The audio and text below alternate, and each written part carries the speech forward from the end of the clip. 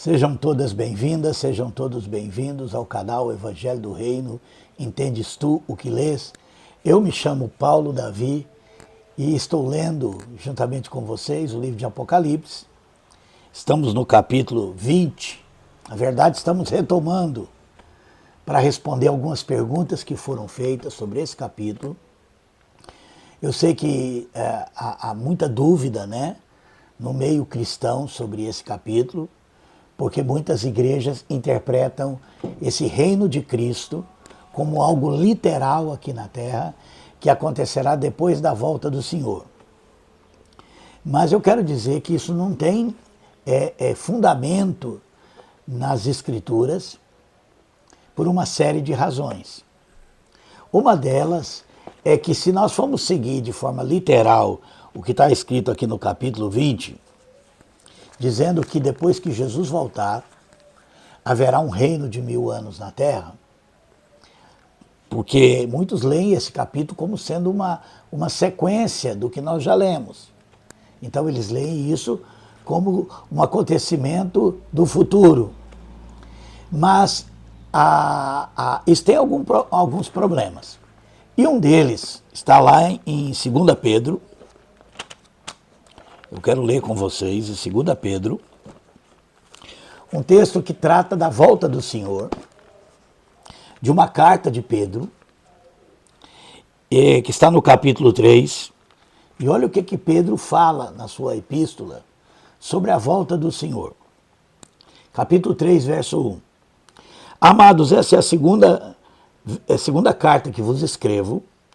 Nas suas cartas, procuro despertar pensamentos puros nas vossas mentes. Quero que vos lembreis das palavras que primeiramente foram ditas pelos santos profetas, e do mandamento do Senhor e Salvador, dado mediante os vossos apóstolos. Sabei primeiro que nos últimos dias virão escarnecedores, andando segundo as suas próprias concupiscências, e dizendo: onde está a promessa da sua vinda? Desde que os pais dormiram, todas as coisas permanecem como desde o princípio da criação.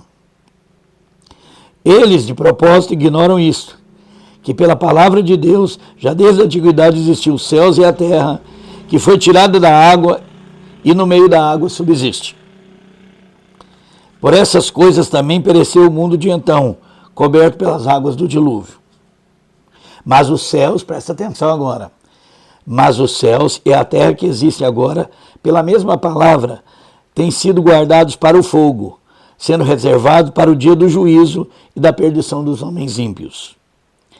Mas, amados, não ignoreis uma coisa, que um dia para o Senhor é como 1000 anos, e 1000 anos como um dia. O Senhor não retarda a promessa, ainda que alguns a tenham por tardia. Ele é longânimo para convosco, não querendo que ninguém se perca, senão que todos venham a arrepender-se. Agora olha o verso 10. Mas o dia do Senhor virá como um ladrão, os céus passarão com um grande estrondo, e os elementos ardendo se desfarão. E a terra e as obras que nela há serão descobertas. Havendo, pois, de perecer todas essas coisas, que pessoas não deveis ser em santidade e piedade, aguardando e desejando ardentemente a vinda do dia de Deus, em que os céus em fogo se dissolverão, e os elementos ardendo se fundirão, mas nós, segundo a sua promessa, aguardando novos céus e nova terra, nos quais habita a justiça. Bom, aqui Pedro fala que quando o Senhor voltar, tudo será desfeito. Toda essa criação será consumida e transformada. E ele faz até uma comparação, dizendo que o primeiro juízo de Deus, e ele está se referindo ao juízo do dilúvio, o mundo, então, pereceu em água. Mas o mundo que existe, ele vai ser julgado com fogo. E isso vai acontecer quando? Na volta do Senhor. E se você for seguir literalmente o Apocalipse, se você acreditar, se você é assim que você vê o livro de Apocalipse e acha que é uma sequência linear, né? Então, há um problema aqui, porque se você for ler assim o Apocalipse, você vai acreditar que quando Jesus voltar, ele vai estabelecer primeiramente um reino de 1000 anos na terra, né? Aí sim Satanás será preso, literalmente. Ele vai reinar 1000 anos sobre a terra e no final Satanás será solto, vai reunir as nações numa batalha final. E isso não tem, fora dessa visão aqui, que é uma visão profética, que é uma linguagem alegórica, figurativa. Não tem como você interpretar as Escrituras baseado nesse texto, muito pelo contrário. A exegese correta seria encontrar nos textos literais, em coisas que Jesus ensinou ou que os apóstolos ensinaram, a interpretação dessa visão. E é assim que eu faço, né? Eu interpreto isso aqui conforme aquilo que Jesus ensinou e que os apóstolos ensinaram. Assim sendo, para mim é muito claro que essa visão que foi dada no capítulo 20 é uma visão da primeira vinda até a segunda vinda de Cristo. Jesus, quando veio a primeira vez, ele veio anunciando e dizendo: arrependei-vos, mudai a vossa mente e o coração, porque é chegado o reino de Deus. A vinda de Jesus na terra foi a chegada do reino de Deus. Agora, nós precisamos entender a natureza desse reino. Esse é o problema. Porque os judeus, naquele tempo, esperavam um rei que estabelecesse também um reino literal, que unisse o povo judeu contra os romanos, libertasse a Palestina de então do domínio romano e tornasse o reino de Israel, né? Como era no tempo de Davi e de Salomão, reinando sobre toda a terra. Eles tinham essa visão, porque eles com o passar do tempo, né, os cativeiros e de toda a história de dominação de vários povos, e naquele momento a dominação romana, eles já haviam perdido totalmente a essência do reino de Deus, né? E Jesus veio trazer esse reino. Jesus disse: olha, o meu reino não vem com visível aparência, nem direi ei-lo aqui ou ali, porque o reino de Deus está dentro de vós. Essa é a natureza do reino. E isso acontece a partir da cruz de Cristo, né? O próprio Jesus falou, eu mencionei isso no domingo passado, ele disse: ó, quando o Filho do Homem for levantado, ele se referia à cruz, será expulso o príncipe desse mundo. Quando o Filho do Homem for levantado, atrairei todos a mim. Essa era a visão que os apóstolos tinham do reino de Deus, que era através da pregação do Evangelho. Né? O próprio Paulo dizia que ele acreditava no Evangelho, que era o poder de Deus para a salvação de todo aquele que crê. Paulo também fala das armas, né, da armadura do cristão, e ele fala que a nossa luta não é contra carne, não é contra sangue, e as nossas armas não são armas carnais. Não é a espada, não é a arma, né, mas é a pregação do Evangelho, a oração, a fé, o nosso testemunho. E é assim que o reino de Deus se expandiria, né? Jesus contou várias parábolas falando sobre a natureza do reino de Deus. Uma delas ele diz que é como uma mulher que coloca uma medida de fermento em 3 vasilhas de fermento, até que tudo aquilo fique levedado, né? Porque é assim que o reino de Deus avança no mundo, no coração dos homens. O reino de Deus é um reino que transforma pessoas. não é um reino político, não é um reino literal, baseado na força, como os reinos desse mundo. Ao contrário. E é isso que nós vamos falar aqui agora.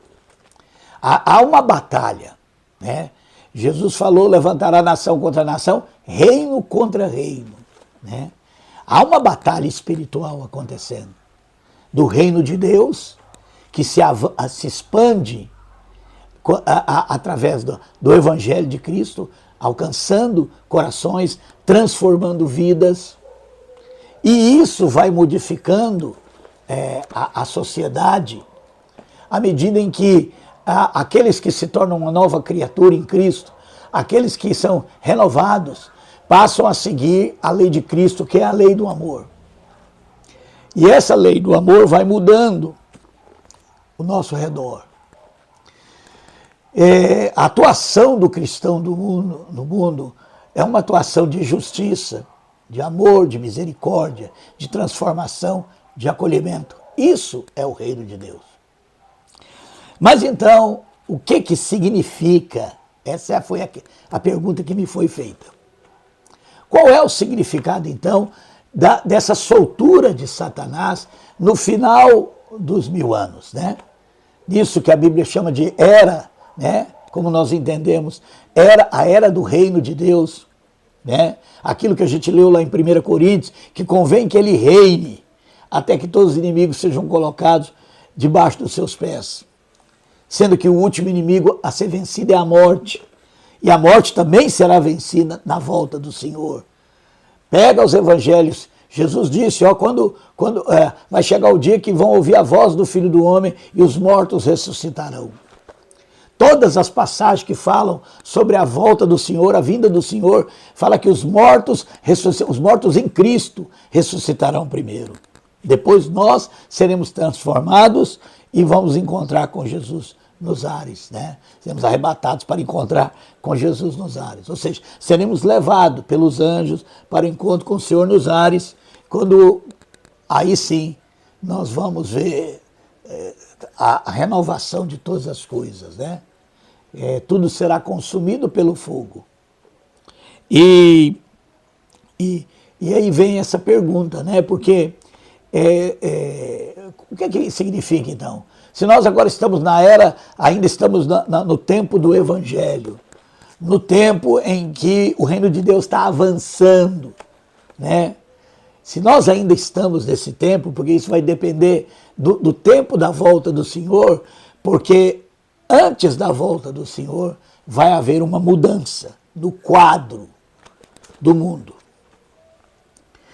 Não que a graça, e essa foi a pergunta que me foi feita, né? Se quando terminar esse reino, esse período do reino de Cristo, se quando Satanás será solto, muitos dizem que o Espírito Santo vai ser tirado da terra. Eu já li muito sobre isso, já ouvi muitos pregadores e gente que ensina a dizer que o Espírito Santo será tirado da terra, mas também há outras confusões, há uma crença que a igreja vai ser arrebatada, tirada da terra, antes de um período de tribulação, e eles fazem uma confusão danada. Então Jesus teria duas vindas, né? Ele viria primeiramente secretamente, raptar a igreja, e aí o Espírito Santo sairia da terra. Aí haveria uma grande tribulação, aí se manifestaria o anticristo e aquilo tudo mais. Aí depois Jesus voltaria, né? E aí implantaria um reino de 1000 anos, e só depois dos 1000 anos, aí Satanás ia ser solto, né? E eles fazem essa coisa de pegar algo que é tão simples, tão claro, nos ensinos de Jesus. Jesus sempre falou que um dia ele iria voltar à terra, né? Para colher aquilo que ele plantou, para julgar todas as coisas, para restaurar todas as coisas.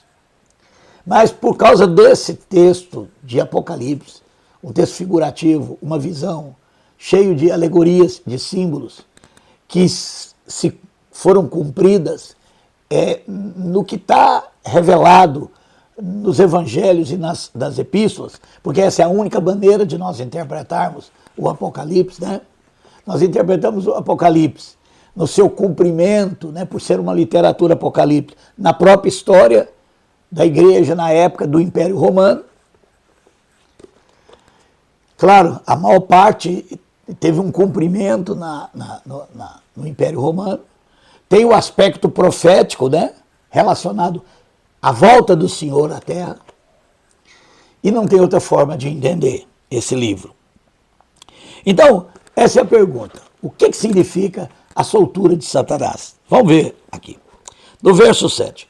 Quando se completarem os 1000 anos, Satanás será solto da sua prisão. E agora presta atenção, o que ele vai fazer quando ele for solto. E sairá a enganar as nações que estão nos 4 cantos da terra. Gog e Magog. Lógico que isso aqui, Gog e Magog aqui, só pode ter um sentido espiritual, porque ele vai enganar as nações nos 4 cantos da terra, em todo o mundo. Então não tem nada a ver com um conflito literal ali no Oriente Médio. Né? Apesar de que as figuras estão ali no Oriente Médio, a realidade é para todo mundo. Né? E não adianta esse forçar de interpretação das Escrituras, tem por trás uma coisa como tanto o sionismo, né, cristão, né, que surgiu aí no século XIX, entre cristãos e judeus daquele tempo, uma ideia de que Deus ainda tem 2 povos, a ideia que ainda Deus tem uma promessa para os judeus, inclusive muitos acreditam até que esse reino de 1000 anos será com os judeus que finalmente se converterão a Cristo na grande tribulação, uma coisa sem sentido, porque quando Jesus veio, ele veio primeiramente aos judeus. O evangelho foi pregado aos judeus, muitos judeus se converteram, e aí eles se endureceram, o evangelho então foi levado para os gentios. Sim, há aqueles que dizem que, e talvez isso tenha algum sentido, de que o evangelho seria levado a todo mundo, começando ali em Jerusalém e terminaria ali em Jerusalém. Então, por isso, Deus ainda teria uma promessa. Mas não seria uma promessa diferente às outras nações. Não seria porque eles são judeus. Não existe nada fora do povo de Deus hoje, que é a igreja de Jesus Cristo. E essa igreja de Jesus Cristo, ela é composta tanto de gentios que se converteram e de judeus que se converteram e se convertem até hoje. Então, não tem como, porque isso está muito ligado, essa interpretação, a esse posicionamento do fundamentalismo, que está ligado ao evangelho de prosperidade, que está ligado ao evangelho, à teologia do domínio, coisa muito forte nos Estados Unidos e que se espalhou pelo mundo e que nós já conversamos sobre isso. Isso tem muito mais a ver com apostasia do que qualquer outra coisa. Então essa ideia não tem realmente respaldo no Novo Testamento, no ensino de Cristo, no ensino dos apóstolos. Mas vamos continuar. Então, Gog e Magog, cujo número é como a areia do mar, a fim de ajuntá-los para a batalha, subiram sob a largura da terra e cercaram o arraial dos santos e a cidade querida. Né? Ou seja, aqui está se referindo espiritualmente à igreja de Deus. Aí nós voltamos lá àquelas 2 testemunhas, né? Até as 2 testemunhas, a igreja de Esmirna, que é a igreja dos mártires, e a igreja de Filadélfia, que é a igreja do tempo do fim. Quando lá em Apocalipse, capítulo 13, fala sobre as bestas, diz que a primeira besta sobre as nações, que era o grande império romano naquele tempo, perseguiria e mataria os cristãos, como realmente aconteceu. A igreja foi perseguida pelo Império Romano. E há todo esse período dos mártires. Mas fala de uma segunda besta, que surge da terra, porque é desse mundo, e ela vai fazer com que toda a terra adore a primeira besta. E aquilo está se referindo à apostasia. E é sobre isso que eu quero ler agora. Como eu entendo que vai ser cumprido essa soltura de Satanás. E eu não acho que o Espírito Santo vai ser tirado da terra, nem acho que ninguém mais vai poder se converter. Não, não acho isso. A graça de Deus não muda porque Deus não muda. Deus continua amando, tendo misericórdia. A mensagem vai continuar sendo pregada pela igreja, a igreja verdadeira, a igreja que vive clandestina, a igreja que vive muitas vezes até fora da igreja, mas oprimida no meio das denominações. Aquela igreja fiel, que realmente tem o amor de Deus no coração, tem misericórdia, prega a justiça, que realmente não caiu naquele engano que atraiu os pecadores para dentro das instituições e que fez com que eles abraçassem os falsos profetas e aceitassem um falso Cristo. Não, essa vai continuar. Mas o que então muda com a soltura de Satanás? Veja bem, vamos aqui em 2 Tessalonicenses, aqui no capítulo 2, verso 3, presta atenção. Ninguém de maneira alguma vos engane, pois isso não acontecerá. Ele está falando aqui da volta do Senhor. Vamos ver antes, verso 2. Que não vos demovais facilmente de vosso modo de pensar, nem vos perturbeis, quer por espírito, quer por palavra, quer por epístola, como se procedesse de nós, como se o dia de Cristo já tivesse chegado. O dia de Cristo já tivesse chegado. Por quê? Porque naquele tempo dos apóstolos, muitos começaram a acreditar que Jesus ia voltar naqueles dias. E havia gente dizendo, olha, não precisamos mais trabalhar, não precisamos mais fazer isso, porque nós estamos nos dias de Cristo. Eles não entendiam muito bem sobre isso. Mas olha o que é que diz aqui. Ninguém de maneira alguma vos engane, pois isso não acontecerá sem que antes venha a apostasia. Então, antes da volta do Senhor, aconteceria a apostasia da igreja.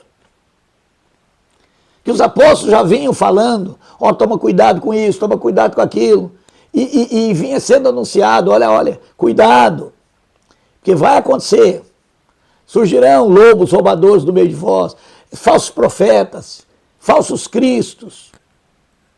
Isso vai se cumprir ainda no Império Romano, no final do Império Romano, quando vai surgir uma grande igreja romana. Mas não era só isso, não. Olha aqui. Sem que antes venha a apostasia e se manifeste o homem do pecado. O filho da perdição. No meu entendimento, isso aqui é a soltura de Satanás. A manifestação do homem do pecado e do filho da perdição. Tá, você vai me dizer, é o anticristo. Sim, mas muitos anticristos já se manifestaram no mundo. O próprio João diz que muitos anticristos já vinha sendo manifesto. Sim, eu acredito nisso também. Eu acho que muitos desses que tentaram restabelecer um império mundial, porque nós sabemos que o último grande império foi o Império Romano, que reinou sobre toda a terra. E houveram outros que tentaram estabelecer um império que dominasse o mundo, né? Aí você lembra de Napoleão Bonaparte, você lembra de Adolf Hitler, né? Mas aqui diz que vai acontecer. Aquilo que foi impedido lá na Torre de Babel, lá no livro de Gênesis, aquela construção daquela torre, com aquela cidade, para dominar o mundo, e que foi impedido naquele momento, porque não era o tempo ainda, vai acontecer no final dos tempos. Para mim, o grande sinal que nós estamos próximo à volta do Senhor é essa formação de um império mundial. Do levantamento desse que ele fala aqui, do homem do pecado, do filho da perdição. Ele se opõe e levanta contra tudo que se chama Deus ou é objeto de culto. Como ele faz isso? Será que ele diz que Deus não existe? Será que ele é contra Deus? Será que ele prega o ateísmo? Não. Por que ele é contra tudo que se chama Deus ou é objeto de culto? Porque ele quer o culto para ele. De sorte que se assentará como Deus no templo de Deus, querendo parecer Deus. Para mim isso é claro. A Bíblia diz que nós somos o templo de Deus. E essa apostasia, ela vai atingir o que é chamado de igreja. Não é apenas a apostasia da igreja, mas é a plenitude dessa apostasia, que vai se dobrar diante de um homem, diante de um espírito. E aí sim, então nós vamos ter o quadro completo. As nações enganadas, um império formado, uma falsa igreja unida, porque esse vai sentar no templo de Deus, querendo parecer Deus, e a igreja irá segui-lo cegamente, não a igreja verdadeira, mas o que se chama na igreja, de igreja do mundo. É o que vai acontecer. Não vos lembreis de que essas coisas vos dizia quando ainda estava convosco, e agora vós sabeis o que o detém, para que o seu próprio tempo seja manifestado. O que o detém? Deus o detém. Como deteve a construção da Torre de Babel, porque não era o tempo ainda. Como pôs fim ao Império Romano, porque não era tempo ainda. Como parou Napoleão, porque ainda não era chegado o tempo. Como pôs fim às intenções de Hitler, porque também não era o tempo. Mas vai chegar um tempo que aquele que o detém não deterá mais, e ele vai manifestar. Presta atenção. Pois já o mistério da injustiça opera. Naqueles dias já operava. Somente a um que agora o detém até que seja afastado. Então será revelado o iníquo, a quem o Senhor destruirá pelo sopro da sua boca e aniquilará pelo esplendor da sua vinda. A vida desse iníquo é segundo a eficácia de Satanás. Olha aí. Satanás sendo solto. Com todo o poder e sinais e prodígios da mentira. A mentira é a sua... Mas é uma mentira sedutora. É uma mentira que vai enganar as nações.